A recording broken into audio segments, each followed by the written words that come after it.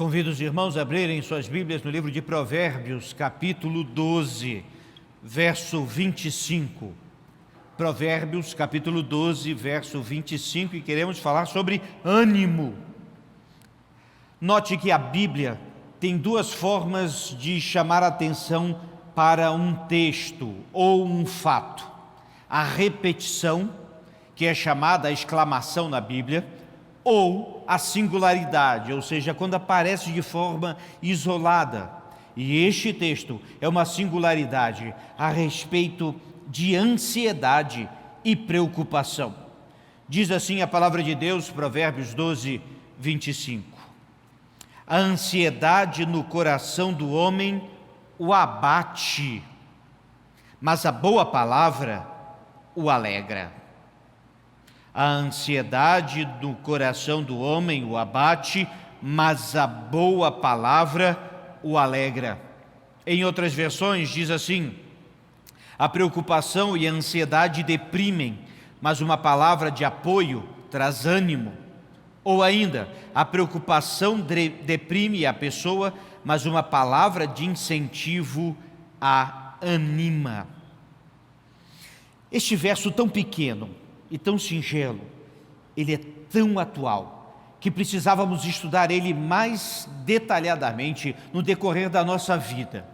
Falo de singularidade porque ele está no meio de um contexto de vários provérbios, de ensinos práticos da vida, pontuais a respeito dos diversos temas.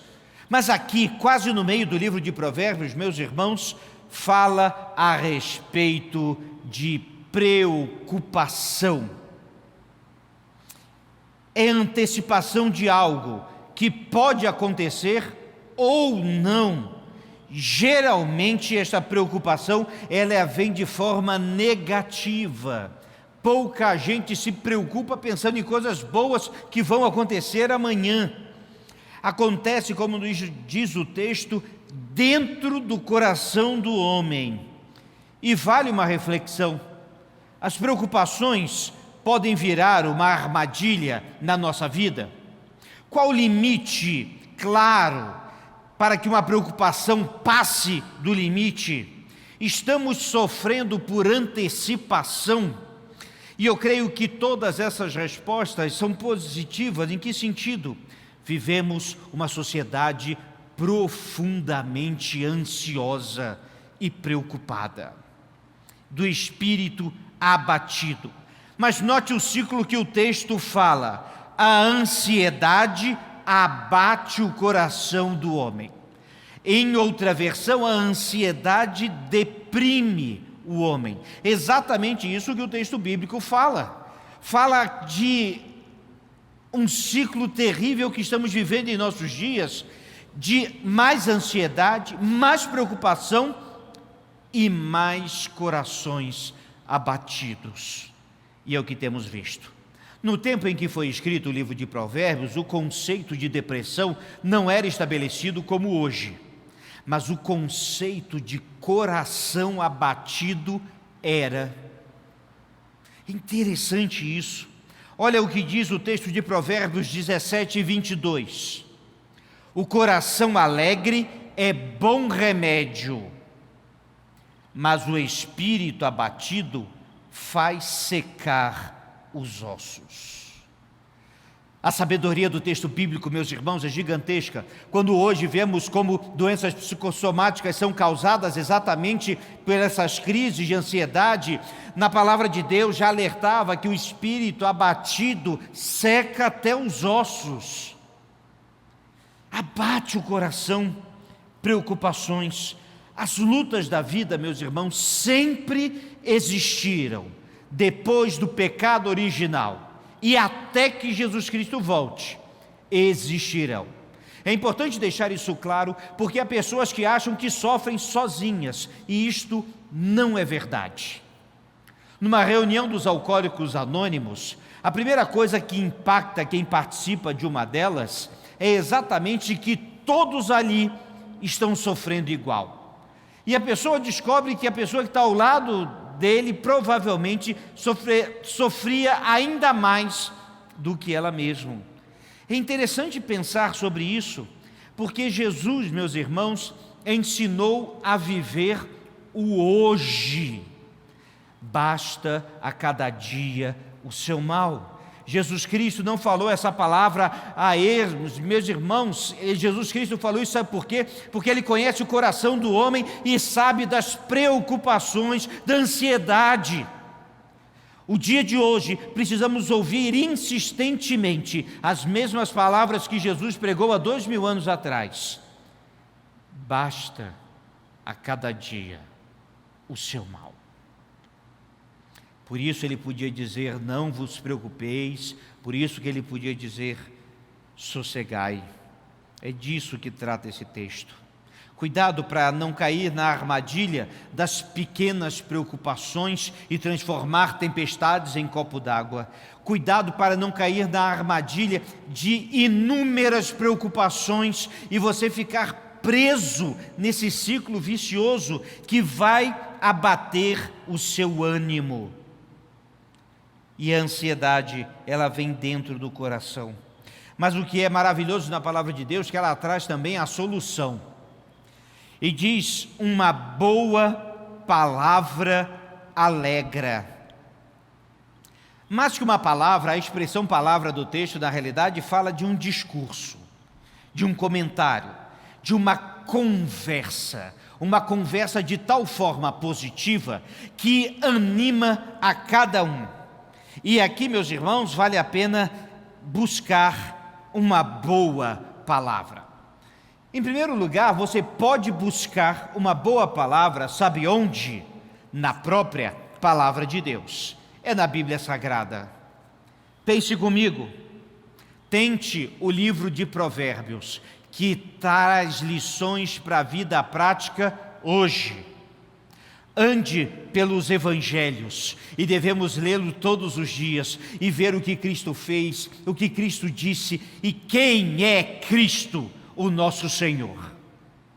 Inspire-se no livro de Salmos, de salmista que também passou coisas terríveis e pôde cantar que não podia fugir do Espírito do Senhor. Fique com o alerta dos profetas e desperte se você está em pecado. Envolva-se com a igreja como no livro de Atos. Cresça todos os dias nas cartas de Paulo com cada ensino delas. Saiba que o homem é pecador e muitas vezes se afasta de Deus ao ler o livro de Juízes, um livro duro, mas importante para lembrar que o homem é o homem e Deus é Deus. Faça os planos com Neemias. Abra a mente como Deus abriu o mar no Êxodo e fique bem tranquilo. Leia o Apocalipse e verá que tudo ficará bem. Comece com a palavra de Deus.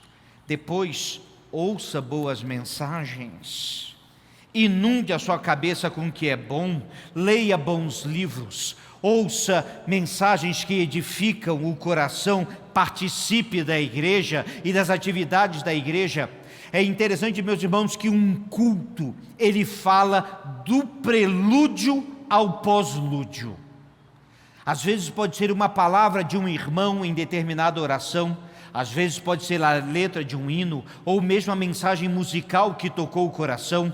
Pode ser um testemunho, uma leitura bíblica, uma mensagem pregada, ou o fim do culto, dedicando tudo ao Senhor. Ouça Deus falando. Busque crentes maduros também, os quais você pode ouvir. Aprenda a discernir os tempos e as pessoas. Ouça boas palavras, que continuam sendo ditas, e o serão. Mas tem um detalhe curioso desse texto que eu quero chamar a atenção, meus irmãos, em que enquanto eu lia, não parava de pensar exatamente nisso. Sim, se a ansiedade deprime e a palavra boa anima, alguém precisa levar esta palavra boa também. E aqui fica subentendido e implícito, meus irmãos, claramente, que é preciso que haja um agente de boas notícias. Exatamente isso, um agente de boas notícias, que vão às necessidades das pessoas e dê o ânimo necessário neste tempo de tribulação. Precisamos de vidas que abençoam vidas. Amaldiçoar é dizer mal de algo ou de alguém. Abençoar é dizer bem de algo ou dizer bem a alguém. Precisamos de vidas que abençoam. Às vezes precisamos, e notamos que oramos, precisamos de pregadores, de pastores, e disso ou daquilo. Mas, meus irmãos, às vezes vemos o que precisamos da igreja são de crentes que oram e de vidas que abençoam. Que possam sentar do lado da pessoa, agora até um pouco distante, e proferir uma palavra que edifique, transforme e mude vida. Que entre numa rodinha de conversa e mude o assunto daquela rodinha de conversa. Que possa, meus irmãos, ser aquela pessoa tão abençoada e tão abençoadora, que sempre ficamos felizes quando vem em nossa casa. Vidas que abençoam, agentes de boas novas. A igreja era assim no início do tempo. Por isso que o evangelho, é boa nova. O anjo chegou aos pastores que estavam no seu trabalho duro e disse: eu trago uma boa nova para você. E a partir daí, meus irmãos, a igreja, onde ela ia, ela levava uma boa notícia para todo mundo. Estavam tristes e abatidos, e essa notícia os erguia: Jesus Cristo morreu por você, te salvou e te dará a vida eterna. Eram eles perseguidos, um ao outro, ou olhava para o outro e falava as boas notícias. Eram presos, eram açoitados, passavam por perseguições, perdiam todos os seus bens, mas sempre com um ânimo renovado, porque eles não apenas ouviram as boas novas, eles diziam as boas novas. Precisamos de mais crentes assim. As lutas sempre as teremos conosco, as ansiedades também. Isso não quer dizer que nós não procuremos ajuda quando necessária, de um médico, de um psicólogo, de um conselheiro. Mas note, meus irmãos, que precisamos ouvir boas notícias que alegrem o coração. E também precisamos ser agentes de boas novas para alegrar a todos os corações, pois Jesus Cristo veio para isso. Apesar das lutas, apesar das tribulações, temos uma Bíblia inteira para dizer que sim, temos uma boa notícia para você. Jesus Cristo veio para salvar, veio para perdoar, veio para tirar o peso do pecado e veio para dar esperança. Jesus Cristo está conosco hoje no meio da tribulação, quer seja num leito de hospital, quer seja num ponto de ônibus, no carro, no trânsito, no trabalho ou no banco da igreja. Eu sei que Ele está conosco porque Ele disse que estaria, prometeu. E também sei que Ele voltará. E até que Ele volte, vamos cantar essa boa notícia, vamos dizer essa boa notícia, vamos alegrar os nossos corações. Vamos orar. Ó Deus, livra-nos, ó Deus, da ansiedade, das preocupações. Livra-nos, ó Deus, de estarmos com o coração abatido. Faze-nos ouvir a Tua doce e poderosa voz. Faze-nos, ó Deus, ouvir da Tua palavra. Faze-nos ouvir, ó Deus. E faze-nos também ser agentes de boas novas. Cada crente, cada vida. Que possamos abençoar outras vidas, que possamos alegrar outros corações.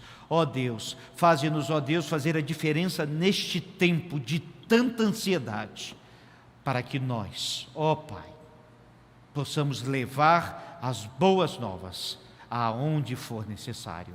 Sê com teu povo agora, Senhor. Livra-nos do mal, da praga que nos cerca. Livra-nos, ó Deus, desse tempo de tantas angústias, medos e incertezas. Mas temos a certeza em Ti e por isso, ó Deus, perseveramos. Abençoa o teu povo, a tua igreja, cada um de nós. Em nome de Jesus. Amém.